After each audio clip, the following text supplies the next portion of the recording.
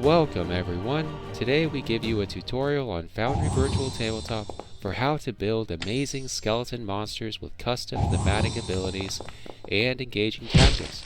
We will demonstrate the merits of our design on screen using our top 10 FoundryVTT worldbuilding modules. Let's begin by exploring what it means to be a skeleton so we have a better idea what we are creating. Skeletons are former humanoids raised from the dead through necromancy to act as minions, usually without free will or personality. Their compulsion is obedience to the orders of their controller, which usually involves killing interlopers. When idle, a skeleton will revert to habits from its former life. This means that they will fight to the death in pursuit of their master's goals. They have linear, repetitive tactics that echo their former lives. Our first adversary is the fallen hero. These heroes fought valiantly for honor, duty, and love. They lived their life protecting the weak and serving the forces of good. Now they are a shadow of their former selves. They have been brought back from death, confused or unwilling to accept that they are now evil. Their special ability is Cleave, which is an alternative way to attack that forces a target to make your choice of a strength or dexterity saving throw. Fallen heroes will stay close to the necromancer unless commanded otherwise. They will selflessly protect them from danger. The fallen hero is one of my favorite monsters because it gives you a unique opportunity to roleplay as a hero. Tell your players the story about how you saved the village of Phandalin from the Red Brand ruffians. Plead with your players to stop attacking the necromancer. Promise your players that upon your honor, my master would never serve the forces of evil. They will feel so conflicted about slaying this good-hearted hero. If they succeed in convincing him that his master is evil, describe how you renounce darkness, fully intending on helping our heroes.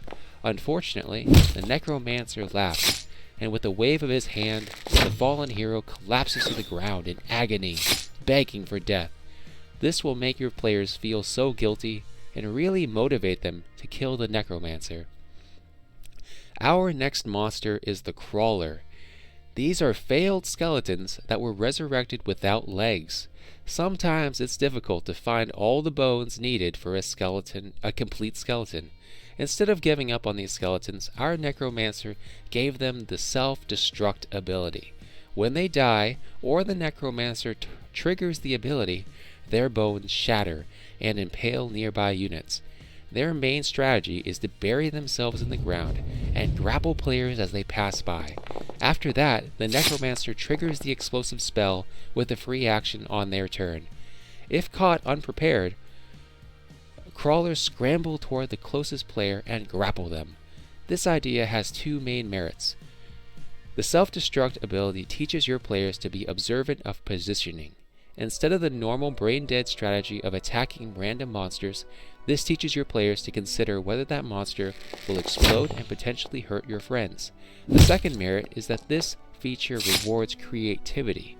Your players can attack the crawlers to trigger its self-destruct early to damage nearby enemies. Your players can bury crawlers and use them as explosive traps. The best abilities are flexible enough for your players to use them creatively to craft a unique story. Our next monster is the Dusk Walker. These skeletons were commoners in their past lives and used their detached skeletal arm as an improvised club. They have an improved movement speed of 40 feet, which lets them rush into our heroes. Their main strategy is slapping our heroes in the face and taunting them. The merits of the Dusk Walker design focuses on teaching players how to prioritize targets. Normal D&D players usually attack the closest, weakest monsters. Let's remind players that some monsters can be left until the end. This will help teach spellcasters to aim their fireball or thunder wave onto better targets.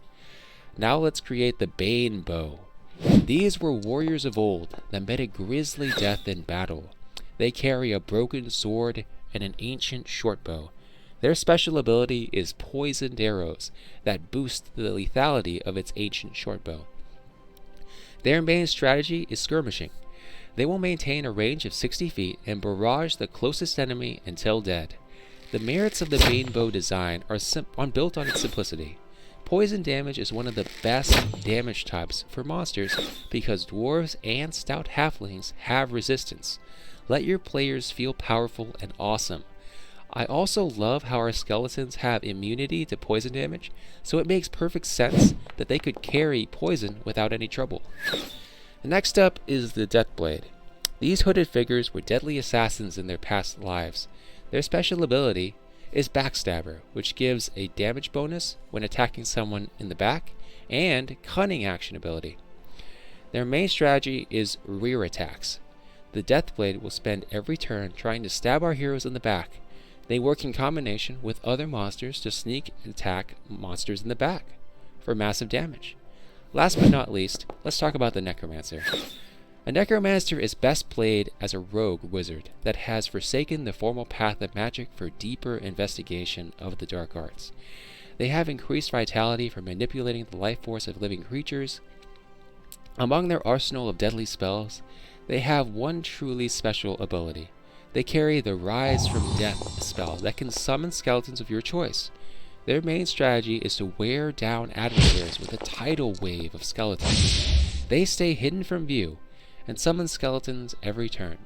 They will cast Fireball if an opportunity presents itself and use a variety of crowd control spells to frustrate our heroes.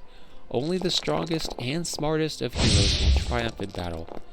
Ladies and gentlemen, thank you for tuning in. If you have any comments or questions, please let me know in the comments section of the video. I'll see you next time.